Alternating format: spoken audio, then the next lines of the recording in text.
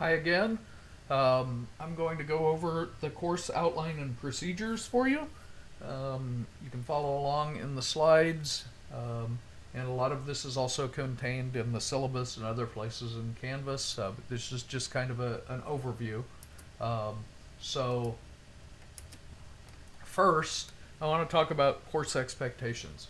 I definitely don't expect you to be experts on the course material at the end. If you have a better than average grasp of American politics, you will have done well. Um, I do expect you to respect other people, starting with your classmates and myself. Do the work, do your best, take responsibility for the work that you do or do not do. Um, and take some time to seriously consider the implications of this material for your own life and the lives of people you care about. Now, for American citizen students, that is probably much more obvious. But I think even if you, hopefully a lot of you will at least visit the United States, and hopefully some of you actually end up deciding to move here if that's what you want to do. But even if you never come to the United States, there are still things that we're going to talk about, or I'm going to talk about, and you're going to listen mostly, um, that affect government, that are about government, and they're the way the United States does things, and sometimes I'll compare them specifically to other countries, um, and I think that that's an opportunity to look at the way it's done in the United States that can still have some implications about the way it's done where you live. And so I think it can still be important for your life in that way. And then take this as an opportunity to practice your study skills and critical thinking in a fairly low stakes environment.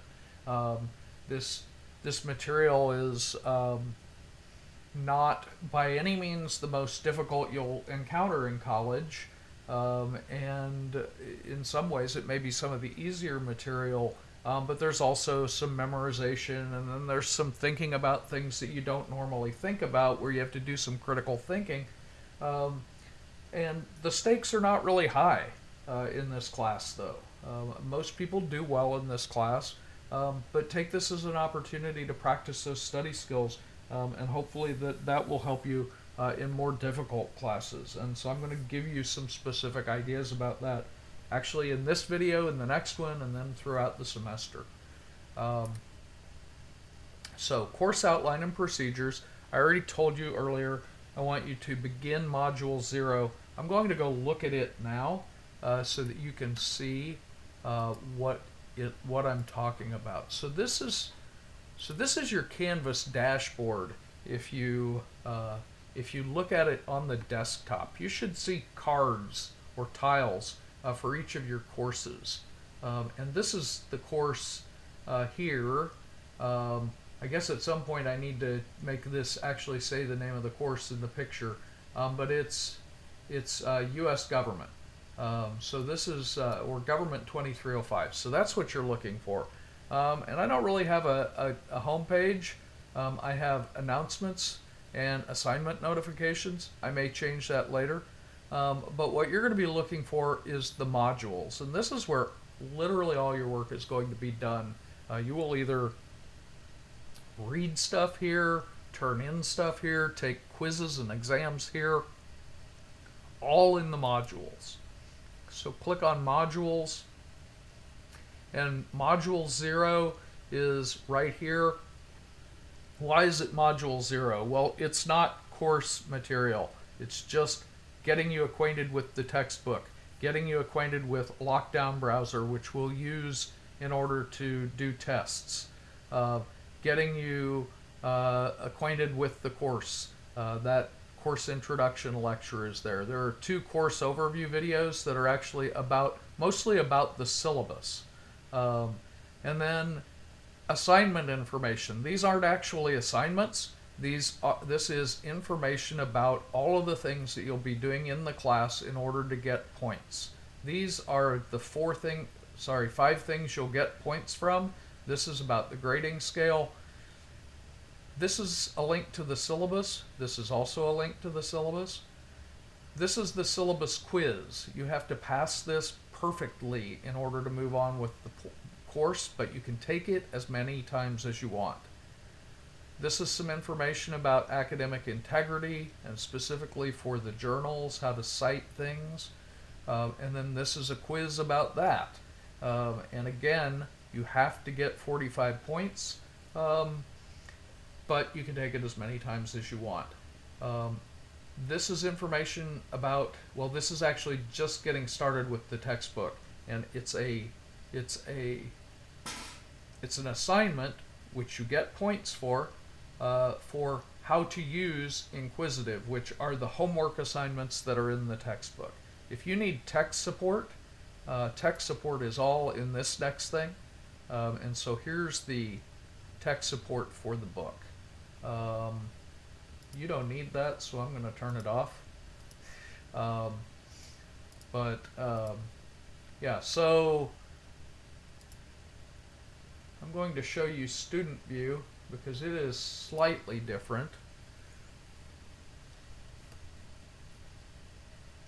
So in module 0, you'll see a thing that says complete all items. And then out here, you'll see these little circles that tell you what has to be done to complete each thing. And so some of them you have to view the page, some of them you have to mark as done. I'm going to start with this one. It says you have to mark it as done, but if you sit there and click on that, it doesn't mark. And there's a good reason for that. In order to mark something as done, you have to open it. And you should actually watch the videos, and then at the bottom of the page you can click mark as done, and then you can click next. I'll show you one other thing here. Sometimes it'll come up and show mark as done, sometimes it won't. If it doesn't, just refresh your browser and it'll usually pop up. So sometimes people have had an issue that it doesn't show up, but if you refresh your browser, it does. So if it says mark as done, you've got to go through the whole page before you can do that. And the idea is, hopefully, you actually read the stuff. Because when you mark it as done, you're telling me you did it. And that's an academic integrity issue if you don't actually do it. You have some things here that have to be marked done or viewed.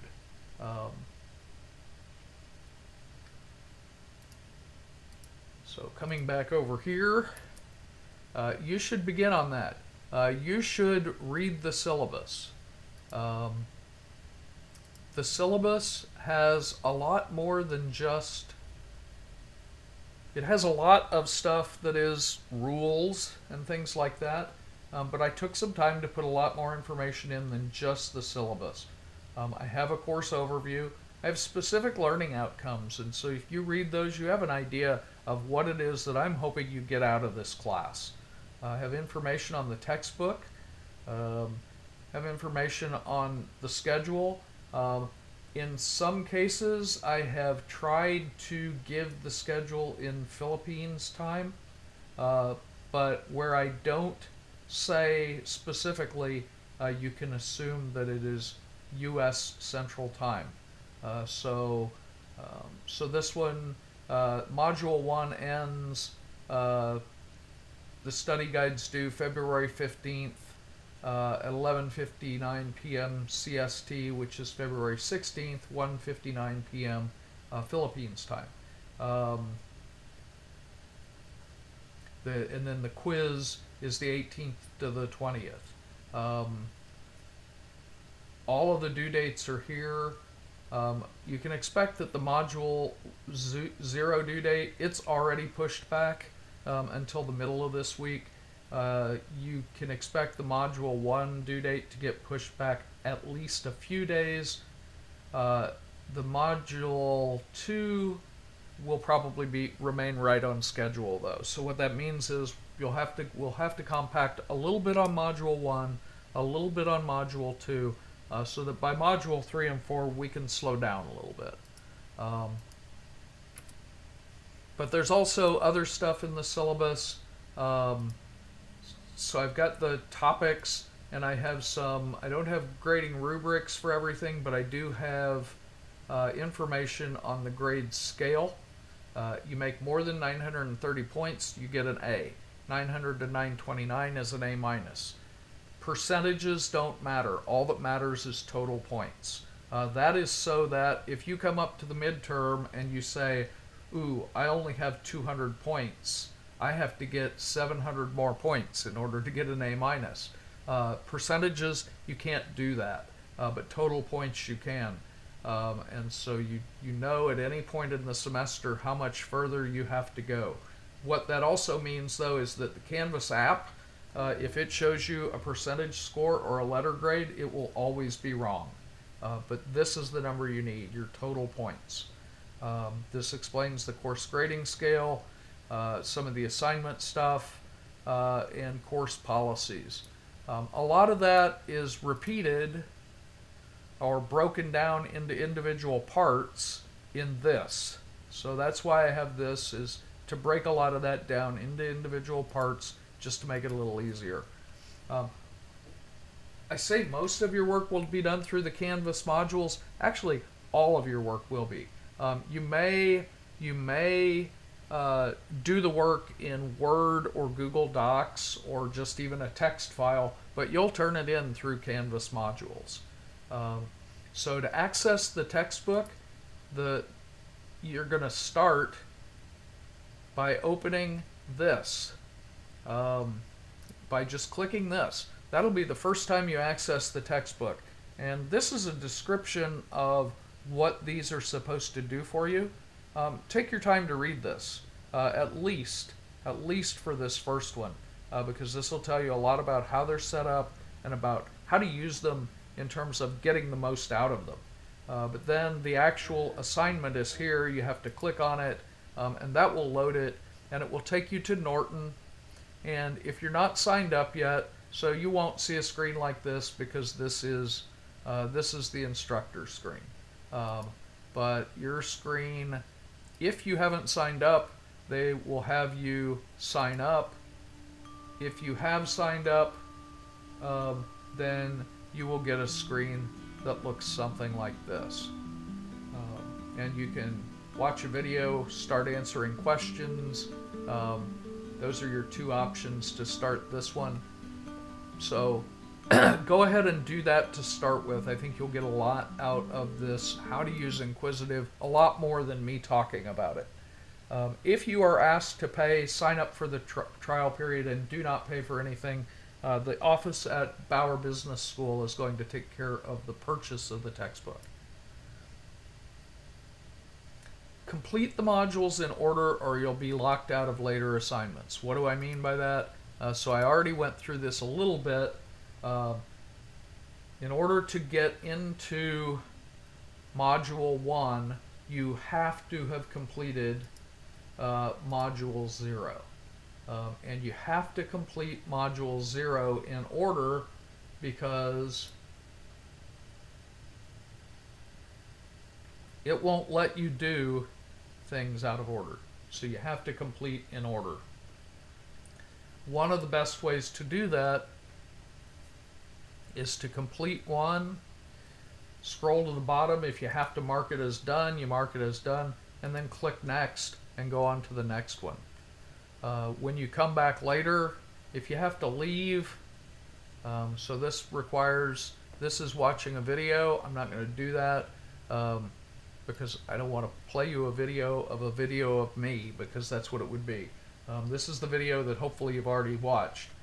When you come back the next time, you can see what you have done, and you can pick up the next one. And again, if you know you've done something and it's not showing up, just hit refresh or reload, and you'll be good.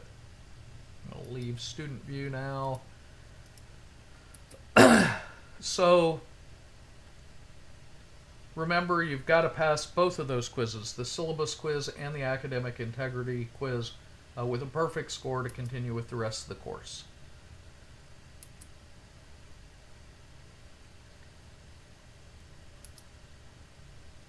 So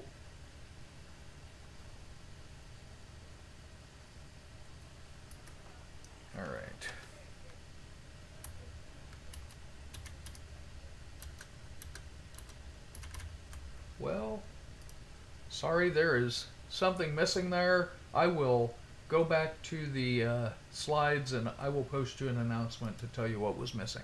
Um, so if you have questions about assignments, tests, things like that, check the syllabus, check Canvas announcements, and of course read the assignment instructions carefully.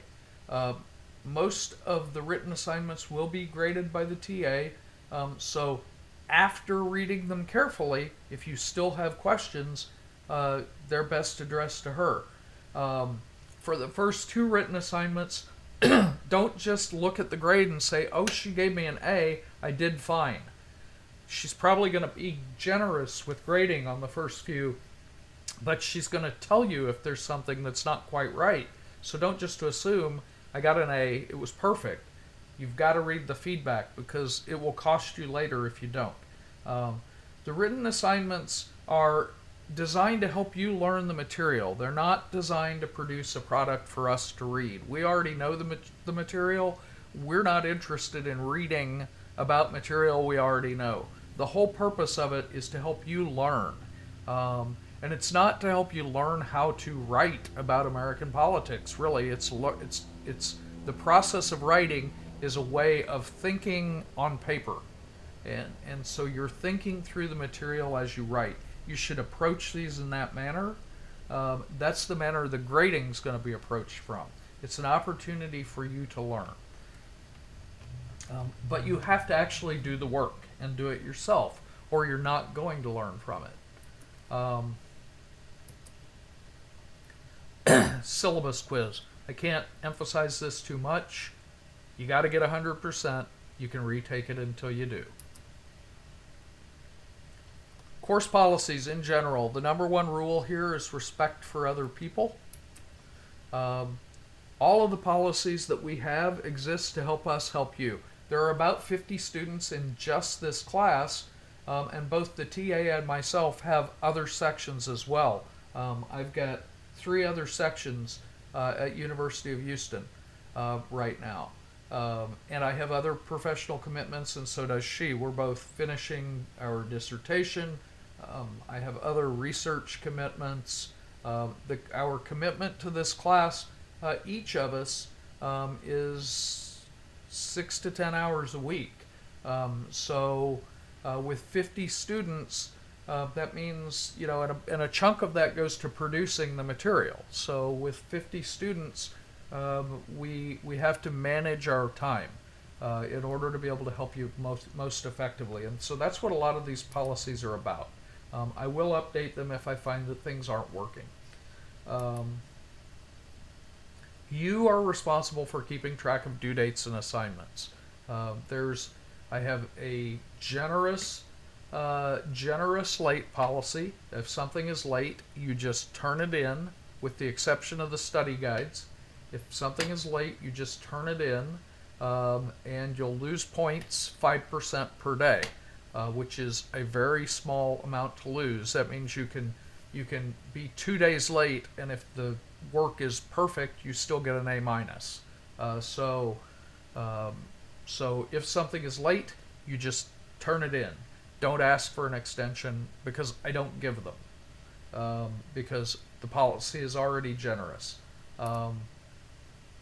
So what about the time commitment? What are you looking at here? So UH is accredited by Saxco.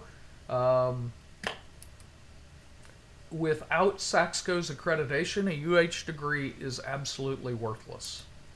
According to Saxco, 1 credit hour means 1 hour in class and 2 hours out of class per week during the semester for a regular 15-week semester for an in-person class.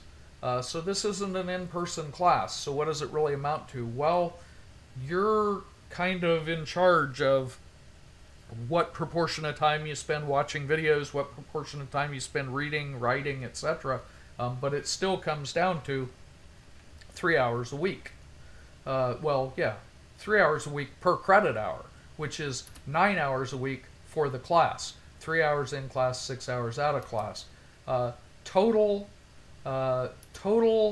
of about 134 5 hours for a semester. That's a minimum. UH may set a higher standard. Um, because this is an online class, you may be able to save some time, and I don't have a problem with that. That's fine, especially if it's because you work efficiently, you work hard, and you cut through the noise. That's great. But remember, don't just skip things. Especially don't think, well, I don't need to watch the recorded videos. Because some of the videos are topics that are not covered in the book, or they're covered in a different way. 100% of the ethics videos, 100% of the what is government video, the constitutional safeguards video is an overview of material from chapters that we won't cover, but that you have to know about as background. Some of the Texas videos will be stuff not covered in the book, especially where I mention things about current politics. The constitutional safeguard video, even though it's covering stuff from chapters 1 to 5, which you could go read, and it might be a good idea to read them, it's probably covering them in a little different way, so from a different perspective. So those videos are not a replacement for the book, and the book isn't a replacement for the videos. If you haven't already had Government 2306, you may want to review chapters 1 to 5 of We the People to get the background, just to understand the rest of the material. Anyway, I expect to spend 100 to 135 hours, 100 to 135 hours over this course in order to maximize your potential for success. If you manage to be efficient and do it in less, good deal. That's fine. The thing that's going to tell is the work you turn in and your exam results. Professionalism is a graded component of this class. Why professionalism? You may have part-time jobs, you may even have full-time jobs, but I encourage students not to think of college as the thing you do before you become a professional, the thing you do before you start your career. You should think of college as the beginning of your career. You are already a professional. You are already starting your professional path, and so you should approach college professionally, not just as recreation. A major hallmark of professionalism is taking responsibility for doing what's expected of you, not blaming others for the consequences if you don't. And taking responsibility doesn't just mean saying, I accept responsibility. It means fixing it. It means taking care of it. It means handling it yourself. So in other words, if you don't put in the effort, if you don't read the things I ask you to read, if you don't do your journals and study guides yourself, if you don't watch the videos, read the slides, or both, if you don't do the assignments, and you don't study for the exams, the result is on you. Your grade is on you. But if you do all of those things, when you get the A, which actually most of you are going to do, and I have confidence all of you can do, when you do those things and you get the A, your grade is on you. Shelby and I will have helped you get there, hopefully, but most of it is going to be that you did the work, and you can be proud of yourself. So if you do the things you're supposed to do and you earn an A or a B, that achievement is yours. And remember, C is average, B is good, and A is excellent. So A's and B's are both good grades, good and excellent. But if you get either of those, that achievement is yours. So what about responsibilities? Your responsibility for, okay, don't worry about being in class, but watching the videos, reading the Canvas announcements. You're especially responsible for time management, keeping track of things and getting them on time. Your own learning. We can provide you with the material, but actually taking that material, putting it in your brain, is something you have to do for yourself. Studying as needed, including making your own study guides. Don't just use the study guide I give you, but do some work to create your own. Doing the assignments or accepting the consequences. Doing the assignments on time or accepting the consequences. showing up, which in the context of an online course means actually accessing the course and engaging with it, applying brain power, working on the material, following through on your commitments, and taking responsibility for your own work and results. You're responsible for that. I'm responsible for providing you a structured environment to learn. And I'm going to have little things here and there where I made a typo in a slide or something. But overall, that's what these course modules are for. You can find everything you need in the order you need it for Module 0. And then I have lots of extra things that you can use that are all there for your benefit. And then graded things and ungraded things in each module. And every module is going to be structured in approximately the same way, and as much as I can in exactly the same way, all to give you a structured environment. It may not be the way you would set it up, but it is a structure that makes sense. I'm responsible for providing alternative explanations to help you understand the material, so the lecture should be different than the book. I'm going to give you something that's different from the book.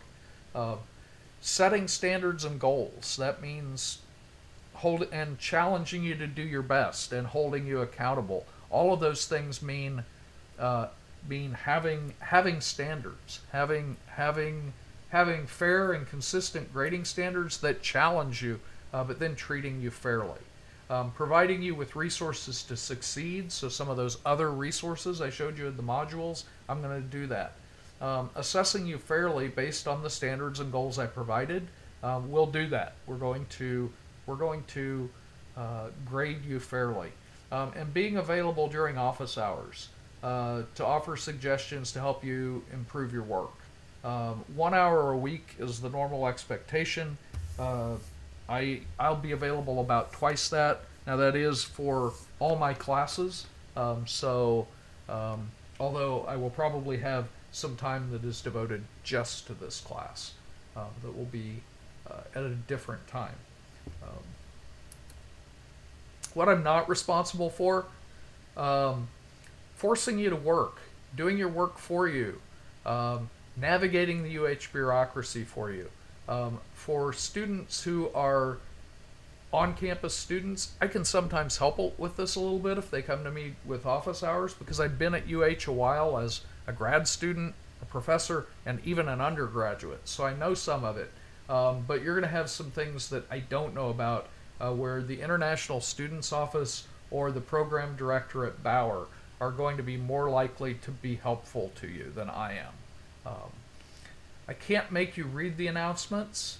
I can post them, but if you don't read them, that's not something I can change. I can't make you read. I can't make you do the homework. I can't make you complete your journals. I can't make you watch the videos. I can't be responsible if one of your other professors requires something of you that interferes with this class. So somebody gives you too much work for another class and you don't have time to do the work for this one. I'm not going to expect you to do more work than the accreditation standards. If they are, they're the problem. I can't be responsible for giving credit for work that's not submitted, that's submitted incorrectly, or that's so far past the deadline that it's more that the credit is gone. I don't grant extensions, makeups, or other exceptions to the syllabus because everything is already very generous in terms of makeups and late assignments. I don't negotiate excuses, and I don't negotiate grades. Although, again, because I think I've already set up a system that's very fair, so negotiating excuses or grades would be, beyond what's necessary. Communications. Face-to-face online is the best communication for in-depth discussion. Back and forth over email with the time lag, especially because I don't have notifications set up to go on my phone most of the time. I look at email a few times a day. So there's going to be a lag. Back and forth over email is not good. So unfortunately, my main office hours are mid-afternoon U.S. Central Time. We can set up appointments until I figure out the best availability for a more reasonable time for your time zone. So I have to figure out, based on my class schedule and everything else as things finalize, sometime probably later this week. I will set up a time. We'll still have to do it by appointment because I'll need to send you the link so we can have a meeting. But that's our best communication for in-depth stuff. For a question that can be answered one time and you're done, email is fine. But emailing back and forth just isn't good. If I have things to announce, I will announce them in Canvas announcements. That's where you should look. I may send out email announcements or video announcements. Mostly, though, look for Canvas announcements. If there are emails coming to me, they have to come from your uh.edu email address to my uh.edu email address. This is to protect your privacy under U.S. federal privacy laws, which we're still subject to. They need to have a subject line that includes the course number and section. Do not email about late work or makeup exams. It's not necessary. The makeup process is automatic, and the late work process is automatic, so there's no need for an email about it. And you don't have to email apologies. It's not a personal injury to me, so you don't have to apologize for it. Emails to the TA. They have to come to your official email and go to her official alum.siena.edu email, which is the email she uses. So if you send it to a different email for her, she may not get it. Again, has to have a subject line that includes the course number and section, and do not email about late work or makeup exams to her either, because again, it's just not ever necessary. Late work is automatically accepted, 5% per day penalty, no exceptions, no excuses, because this is already generous. There's no need to email, no need to apologize or explain, and all late work must be turned in by the 5th of May 2025. The exception to this is written work, so some of the written work has to be turned in on time. The study guides have to be turned in before I release the answers, and I'm going to release the answers at least a day before the quiz so that you're able to see the answers and see if you did it right, which means you've got to turn it in before then. So there's no late work on the module study guides. The second thing is if you turn in all of your journals, if you turn in 20 days worth of journals on the 5th of May, you're going to delay everybody getting their grades back because we can't do grades till they're all turned in. And so later in the semester, if I see people turning in a lot of written work late, I may adjust this policy with regard to written work. So this mostly applies to the inquisitives, which are the chapter homeworks in the book. Makeups for the exams. Every quiz, the module, so by exams and quizzes, I'm using these interchangeably. For the module 1, 2, 3, and 4 quizzes, you'll have you'll have multiple days for each exam. I'm going to try to set them up to have 2 weekdays and 2 weekend days, which means I may have to adjust the dates on the syllabus a little bit. Unless you're sick for 4 days, so sick you can't take an exam at your, where you are for 4 days, it's almost impossible to miss the entire exam. You would have to be really sick.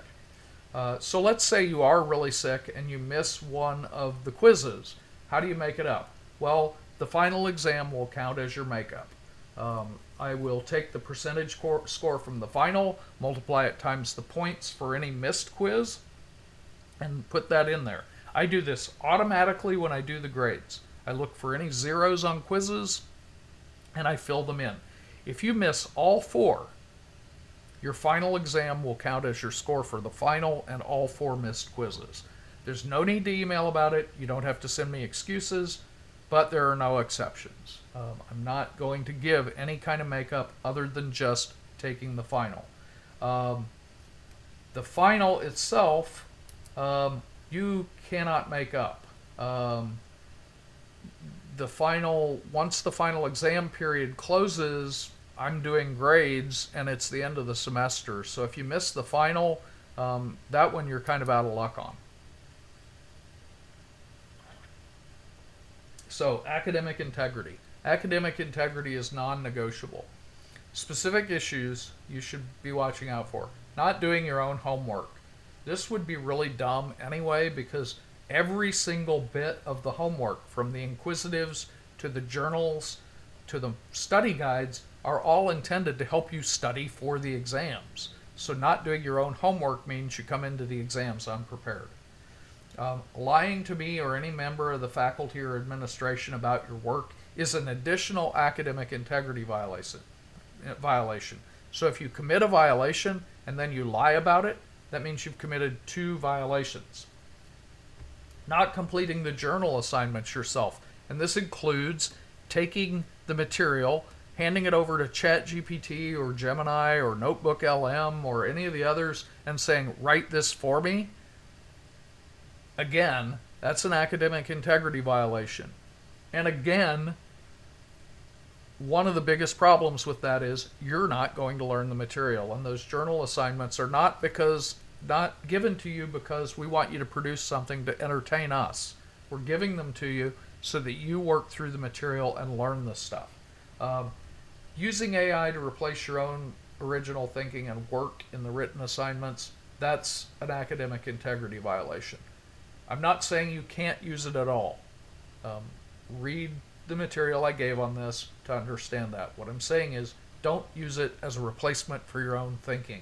You're only cheating yourself. Well, you're not only cheating yourself, you are also cheating if you do that. But you are also cheating yourself. And then cheating on exams. And the exams are going to be on Lockdown Browser with screen monitoring and webcam monitoring. There will be a environment check to make sure that you don't have anything set up that could help you with the exam. And your face will have to be on there. And we have to be able to see enough of you to know that you're not looking down at a phone or whatever. It's not impossible, but we're going to do everything to police these to make sure there's no cheating. Don't do it. Do the work yourself. I'm confident that every one of you is capable of getting an A in this class if you do all the work yourself all the way through and then take the exam yourself. If you do all the work, you'll do well on the exams. These are just high points. You're responsible for following the full UH academic integrity policy. The exams, I just went over this, so I'm not going to say it again. The directions are in Canvas, though, in the introduction module. You need to take the practice quiz in Module 0 to make sure you have Respondus set up correctly. Grades. Grades are based on points. I talked about this when I showed you the syllabus. Any percentage scores you see in Canvas or the Canvas app are irrelevant. The only thing that matters is your total points. And the grade scale is in the syllabus. You can keep track of your total points yourself if you like. There's also a grade book in Canvas that will show you the points for each assignment, and it will show you total points. That's what you need to know about. Just compare it to the scale in the syllabus. Grade rounding. At the end of the semester, this is what I may do. I may curve grades for the entire class in the student's favor. That's actually fairly unlikely. Students usually do pretty well in this course, and if I find that half the students have an A, I'm not going to curve it any more than that. I mean, curving the grades would be something that if students were doing so badly that most of them were making below C, then I would have to curve it. That would mean that I hadn't set the course up correctly. But given the fact that I've taught this course as many times as I have, I know what to expect. And the fact is, the majority of you are going to get an A without me doing that, and so it's probably not going to happen. What probably will happen is students who have actually completed all the work, and I mean 100%. I look back and I don't see anything missing, but they're 0.5% away from an A minus or an A or whatever, I will give them that extra 0.5%. But that's if you've completed everything. Emailing asking for a grade increase above this is unprofessional. It is an academic integrity violation. It's an ethical violation. And professionalism is a graded component of this course. So that means two things. Number one, emailing asking for a grade increase, a grade bump, asking for a roundup or whatever. Number one, it's not going to happen. Number two, it's actually going to cost you professionalism points. And since 100 points out of 1,000 are professionalism, it could be enough to actually cause your grade to decrease. So realize that. Do not do that. Do not grade grub. Do not attempt to negotiate grades. All right, next thing. Sorry to leave that on a down note. Once again, I think that the vast majority of you are going to do fine. I be a little bit firm about talking about what I expect of you, because that gives you the tools to do well. And in terms of tools to do well, the next thing I'm going to talk to you about are some study suggestions, which are just that, suggestions to help you do well in this course, and hopefully some of them will help you in future courses as well.